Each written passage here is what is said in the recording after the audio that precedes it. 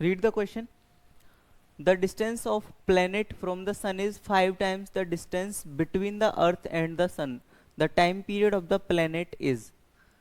ठीक है, time period देखो, टाइम पीरियड क्या होता है, directly proportional to R cube. ठीक है, अब रेडियस कितनी है, 5 times the distance between the earth and the sun.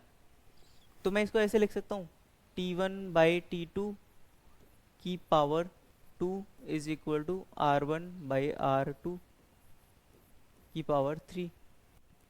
ठीक है, ये पढ़ो, the distance of planet from the sun is 5 times the distance between the earth and the sun. Time period of the planet is. ठीक, तो क्या लिखेंगे बताओ, बताओ बताओ।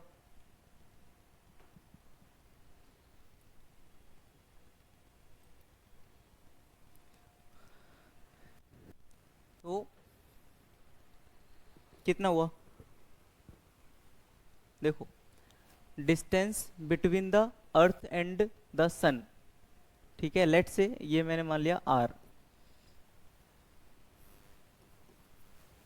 ठीक है, तो फिर प्लेनेट और सन के बीच में 5 टाइम्स है इसका, यानी कि ये क्या कितना हो जाएगा, 5R की पावर 3।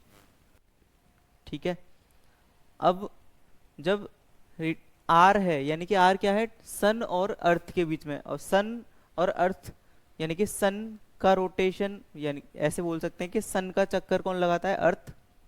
ठीक है, तो क्या होती हैं, ईयर्स बनती हैं। ठीक है, यानी कि 365.4 डेज में एक ईयर हो जाता है जब अर्थ सन का चक्कर कंप्लीट करता है एक साल में। तो जब आर रेडियस है, यानी कि डिस्टेंस है बिटवीन सन एंड अर्थ, तो टाइम कितना होगा, 1 ईयर। ठीक है, तो मुझे प्लेनेट का बताना है उस टाइम पर, इसकी पावर 2। तो T1 कितना हो जाएगा, T1 इक्वल टू हो जाएगा, R से R कैंसिल, 5⁵ ईयर्स। ठीक है,